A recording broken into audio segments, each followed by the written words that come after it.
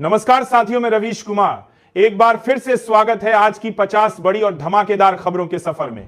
लेकिन लेबनान में इजराइल और हिजबुल्लाह के बीच आज सुबह 4 बजे से युद्ध विराम सीज फायर लागू हो गया है। अमेरिकी राष्ट्रपति जो बाइडेन ने इसे ऐतिहासिक बताया है और शांति की उम्मीद जताई है। महाराष्ट्र के कार्यवाहक सीएम एकनाथ शिंदे, देवेंद्र फडणवीस और अजित पवार आज दिल्ली में गृह मंत्री अमित शाह से मिलेंगे। इस बैठक में नए मुख्यमंत्री के नाम पर अंतिम मुहर लग सकती है। बांग्लादेश में इस्कॉन के साधु चिन्मय कृष्ण दास को जमानत न मिलने पर विरोध प्रदर्शन तेज हो गए। भारत सरकार ने उनकी सुरक्षा को लेकर बांग्लादेश सरकार के सामने गहरी चिंता जताई है। बंगाल की खाड़ी में बना गहरा दबाव चक्रवाती तूफान फेंगल में बदल रहा है। मौसम विभाग ने तमिलनाडु और पुडुचेरी में भारी बारिश का रेड अलर्ट जारी किया है और स्कूल बंद कर दिए गए हैं। झारखंड विधानसभा चुनाव में जीत के बाद हेमंत सोरेन कल 28 नवंबर मुख्यमंत्री पद की शपथ लेंगे। उन्होंने शपथ ग्रहण समारोह के लिए प्रधानमंत्री नरेंद्र मोदी को भी न्योता भेजा है। उत्तर प्रदेश के संभल में हुई हिंसा के बाद पुलिस ने पत्थरबाजी करने वाले आरोपियों के पोस्टर जारी किए हैं। प्रशासन ने कहा है कि उपद्रवियों से नुकसान की भरपाई की जाएगी। फिलहाल वहां शांति बनी हुई है। अमेरिका के नवनिर्वाचित राष्ट्रपति डोनाल्ड ट्रंप के टैरिफ लगाने की धमकी पर मैक्सिको की राष्ट्रपति ने करारा जवाब दिया है। उन्होंने कहा कि अगर अमेरिका टैक्स लगाएगा तो मैक्सिको भी जवाबी कार्रवाई करेगा।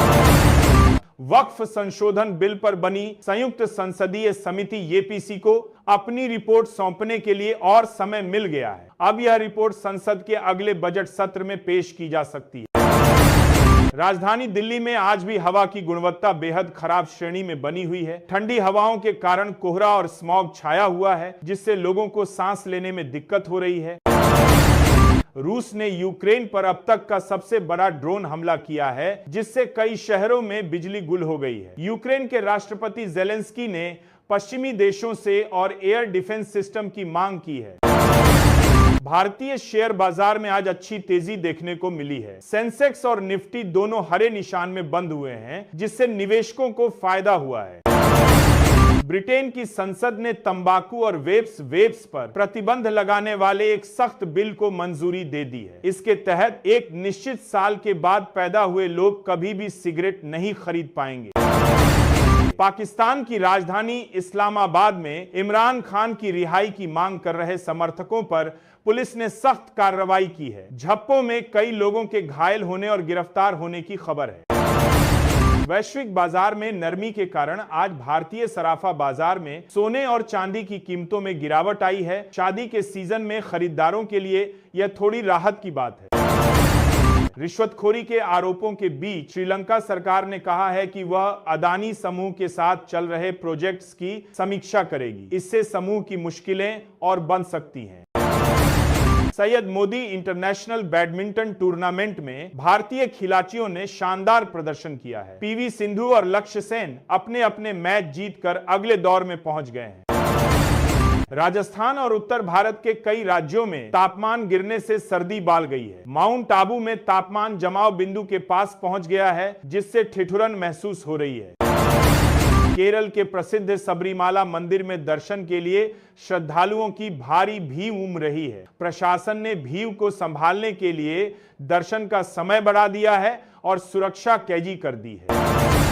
क्रिप्टो करेंसी बिटकॉइन की कीमतों में आज भारी उतार छाव देखने को मिला है। एक दिन पहले रिकॉर्ड ऊंचाई छूने के बाद आज इसमें थोड़ी गिरावट दर्ज की गई है। ऑस्ट्रेलिया की संसद में 16 साल से कम उम्र के बच्चों के लिए सोशल मीडिया पर बैन लगाने वाले बिल पर बहस शुरू हो गई है। अगर यह पास हुआ तो दुनिया का सबसे सख्त कानून होगा।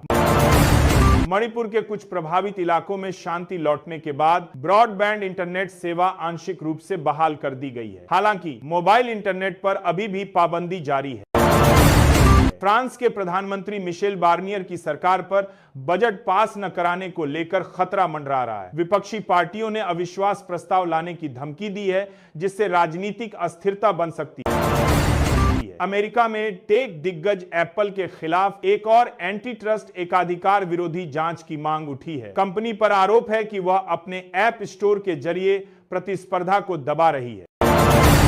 सर्दियों की छुट्टियों और शादियों की भीम को देखते हुए भारतीय रेलवे ने 50 नई स्पेशल ट्रेनें चलाने का फैसला किया है। यह ट्रेनें यूपी, बिहार और बंगाल जैसे राज्यों के लिए चलेंगी। अमेरिका के कैलिफोर्निया में एक बच्चे में बर्ड फ्लू का संक्रमण मिलने से हकंप मच गया है। स्वास्थ्य अधिकारियों ने कहा है कि यह आम जनता के लिए अभी बड़ा खतरा नहीं है। नासा और इसरो का संयुक्त सैटेलाइट निसार अगले साल लॉन्च होने के लिए तैयार है। यह सैटेलाइट धरती की सतह में होने वाले